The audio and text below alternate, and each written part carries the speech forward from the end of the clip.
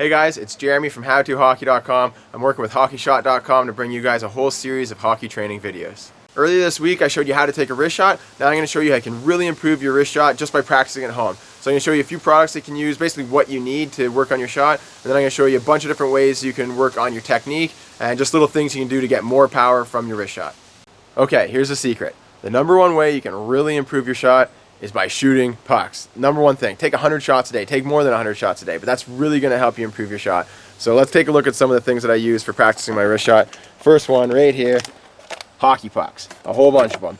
That's about a half a bucket. I recommend at least having 30 pucks. If you only have 5 or 10 pucks, go get more pucks. And if you don't want to buy them, well, trust me, it's worth the investment. Get like 20 or 30 pucks. But if you don't want to buy them, just try to pick them up whenever you see them lying around the hockey rink or something like that. Take them home, throw them in your bag, and get lots of pucks. These ones right here, this is a weighted puck, so it weighs a little bit more than the regular pucks. This weighs about twice the weight. So I like using those for shooting as well. Works on your shooting muscles. The reason I recommend having a lot of pucks is because the more pucks you have, the more time you spend shooting them and the less time you have getting them. If you only have 5 pucks, you got to shoot them, get them, shoot them, get them. If you have a whole bunch, like 30, 40, 50, you can shoot a lot of pucks before you have to go fetch them all.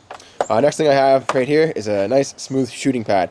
You get these from HockeyShot.com. This is a nice big size one, so you can see I can work on my stick handling here, I can work on my shooting, I can line a whole bunch of pucks up and take shot after shot after shot, right? So that's why I really like this. Usually what I do is I dump all the pucks right here, just grab them and shoot them, grab them and shoot them, grab them and shoot them.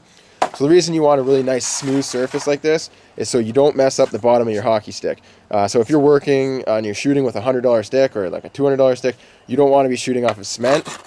That's going to wreck the bottom of your blade. Even something like plywood or cardboard.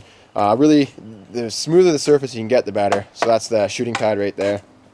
Last thing that I have is, well, I have another shooting pad right in the front of the net, so I can work on my in-close shots, quick forehand to backhand, transition, stuff like that. The next thing I have is this net. I've had this for probably 3 years now. It's the Easy Goal. That's also from HockeyShot, and I have the Backstop as well. And that is great because whenever I try to go bar down, if I miss by, say, like a foot, it's just going to hit the net and I don't have to go chase it. So once again, more time shooting, less time chasing it. So yeah, I've had that net for a long time, works great, and also the targets. So that's basically what you need to work on your shooting. Lots of pucks, a shooting pad, and a hockey net. There's a few other things that you can use, but I'll talk about those after. And let's get to those techniques for shooting. There's one more product that I do really like, and I'll talk about that later, because right now I don't really want to focus too much on the products, because it's not the products that make you better, it's training that makes you better. It's practicing, it's the technique. The number one thing you can do for your shot is improving your technique. Technique kills like power any day. You could go and work out all day long, but if you don't work on your proper technique, you're not going to have a good shot. So that's why I say practice your shooting, shoot 100 pucks a day. And when it comes down to technique, really what you're doing is you're training your muscles to perform that motion more effectively. So you're going to get better with your accuracy and better with your power. It's just like working out in a gym. You know, at first you might be able to lift 20 pounds. If you do it for a long time, you can lift 100 pounds. Just like shooting. Maybe you start and your wrist shot is 20 miles per hour, and after a year of training, your wrist shot's going to be 60 or 65 miles per hour, right? It's all about training. So that's why I really push that point. So enough talking, let's get to the shooting. So the number one thing that players can do when they're practicing their shooting at home is bend those knees. You're more likely to do this when you're on the ice because you're skating and then shooting, right? Getting that weight transfer. But a lot of players, when they work at home, they get a bit lazy because they don't have a goalie to beat. They don't have a player that's coming at them. So they just stand there and sort of lob pucks to the net. Part of it's mental. When you're shooting, think that there's a goalie in the net and pretend that there's a defenseman coming at you. And that's another tip that I'll give you a little later on, but we'll get to that.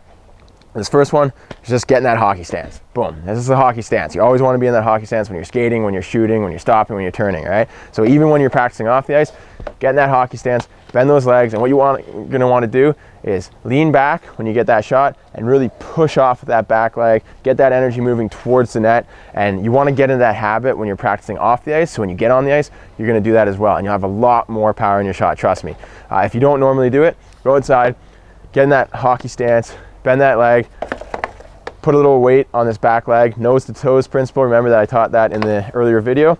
So when you're taking that shot, really push off that back leg, get all that energy moving towards the net, and you'll see how much more power you can get. So you can go out there and practice it, get in that hockey stance, and really push off into the net. The second thing that I see a lot of players do this on and off the ice is not having your top hand away from your hip. So a lot of players get stuck in the habit of just having the top hand glued to the hip. What you want to do is get that away from your body, and you're going to get a lot more power.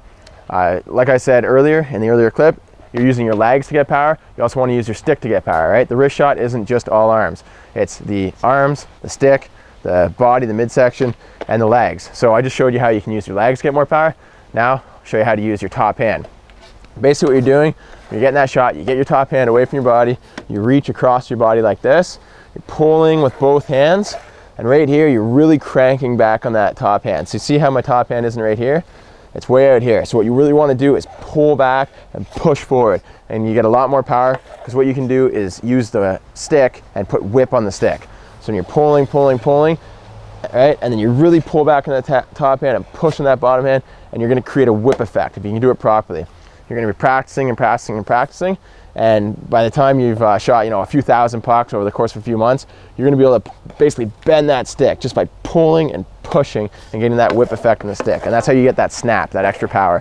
So practice it now. After you watch this video, you get in that hockey stance, pushing, get that top hand out a bit more than you're comfortable and used to doing, and then really pull back with that top hand and push with that bottom hand. And this is especially true with the snap shot. You want to get that top hand out like that so you can get that more of a snap motion. And you'll also notice a bit more power if you kind of punch your top hand out with the wrist shot and then pull back and really push. So there's one more tip for you. This third tip is something that I notice a lot of players when they're practicing off the ice, they never ever do this because they don't need to. And this is practicing your quick release, right? If you have no goalie trying to stop you, no defenseman coming at you, why are you going to practice your quick release, right? So a lot of players forget to. This is something you should definitely practice, is getting that quick release. Because in a game, get the puck on your stick, you only have maybe a second to get that shot off before there's a defenseman on you, another player trying to lift your stick, or the goalie gets in a position to stop you, right? So what you want to do is just set up a whole bunch of pucks, pull them in, shoot them, pull, shoot. And another thing is if you have a pass rebounder, you can get those at HockeyShot.com. Pass a puck into the pass rebounder, receive that pass, and then get that shot off really quickly. Because it's going to help you score a lot more goals if you can get a nice, quick, accurate, and hard shot off. Maybe if you can stick hand a little bit and pull the puck back and then shoot, you get a nice, hard, accurate shot. But a lot of times you don't have that luxury in a game. So practice getting a quick release and that accuracy and power from that quick release. So that's the last thing, and now I'm going to talk about this one last product that I really like for training. The last product that I really like when you're practicing your shooting is a radar gun. This would cost about $150. I got this one from HockeyShot.com. Really good product, very durable. It doesn't look very durable. Like when I got it, I thought it was kind of cheap, but I've used it a lot and I beat it up a lot and it still works. So really definitely like this product. The thing is, this is for players that are a bit more serious about training. So say you already have a good shot and you want to make it even better, then you should pick one of these up because it gives you instant feedback. So every time you take a shot, you're going to know exactly how fast it is. And if you change a little thing here and a little thing there, it'll tell you if that's helping your shot or making your shot worse, right? So I really like that as a hockey training aid for practicing your shot. Good for your wrist shot, slap shot, even backhand, basically any shot when you want to see how hard you can shoot.